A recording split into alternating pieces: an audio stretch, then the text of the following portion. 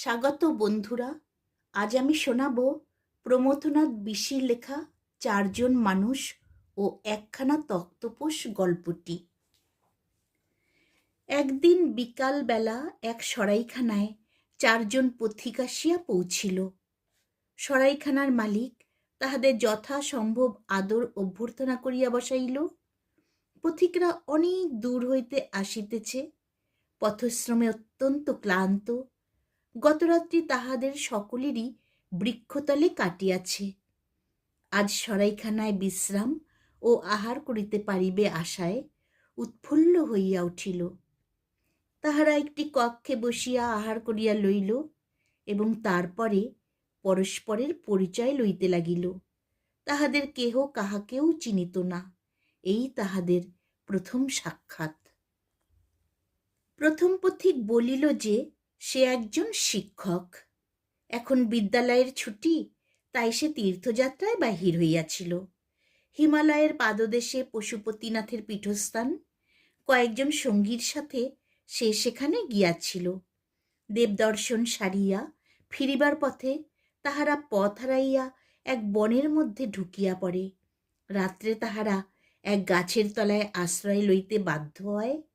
ভোরবেলা যখন সে জাগিল, দেখিল যে তাহাদের সঙ্গীরা নাই। তৎপরিবর্তে তাহাদের কঙ্কাল কয়খানা পড়িয়া আছে। বোধ হয় কোনো সাপদে খাইয়া গিয়াছে, কিন্তু সে একা বাঁচিল কি রূপে? তখন তাহার মনে পড়িল সে যে শিক্ষক, সে যে জাতি গঠনের রাজমিস্ত্রি। সাপদ বোধ হয় সেই খাতিরেই তাহাকে ছাড়িয়া দিয়াছে। যদি এ সাপদটা তাহার ভূতপূর্ব ছাত্র হইত, তবে কি আর তাহার রক্ষা ছিল? কিংবা এমনও হইতে পারে যে হাজার ছাত্র শাসাইয়া এমন শক্তি সে অর্জন করিয়াছে, সামান্য সাপদে তাহার কি করিবে? যাই হোক, আর যে কারণেই হোক, সে পুনরায় চলিতে আরম্ভ করিল।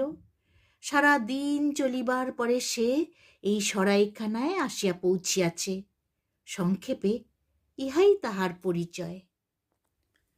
তখন দ্বিতীয় পথিক আরম্ভ করিল। সে বলিল যে সে একজন সাহিত্যিক।